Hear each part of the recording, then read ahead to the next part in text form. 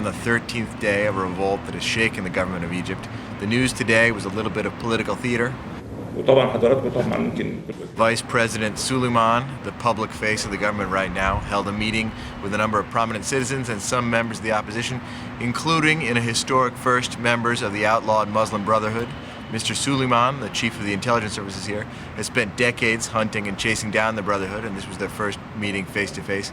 Afterwards, he put out a statement saying that he had reached a new consensus with members of the opposition that would guide the path forward towards democracy. Everyone else in the room left with a very different impression.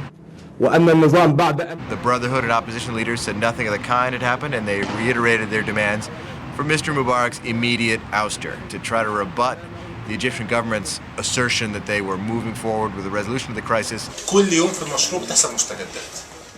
The young organizers who actually started this revolt with a rallying cry on Facebook came forward publicly for the first time today. Well, the strategy is that we're continuing with our revolution, and we're with staying there in Tahrir Square until the government looks into seriously considering the demands, because all what happened until now is just maneuvers, political maneuvers, not more. They turn out to be a group of kind of scruffy young professionals, doctors and lawyers in their early 30s, and they again said the protest is not going anywhere. We're going to redouble our efforts with more protests around the country, and more than 100,000 people once again filled Tahrir Square to keep the protest going.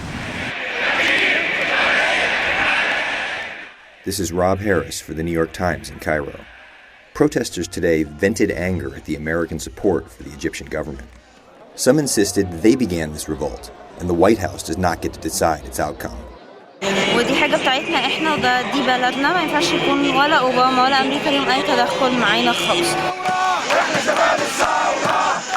Others were disappointed. كنا نأمل من الأمريكان وهم يرفعون شعار الحرية دائما وأنهم مع الشعوب أن يقفوا بجانب الشعب المصري ولا يقفوا بجانب هذا الطاغية. Still others saw American support for their cause as a liability, bolstering the state's portrayal of the protesters as tools of foreign powers. Barack Obama being against our agenda here is something good for us, because this will eliminate this, these rumors.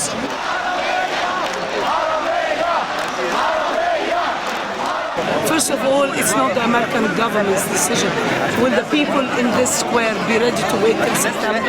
That's the question. I don't think they're ready to. And the longer it's going to take, the uglier it will become.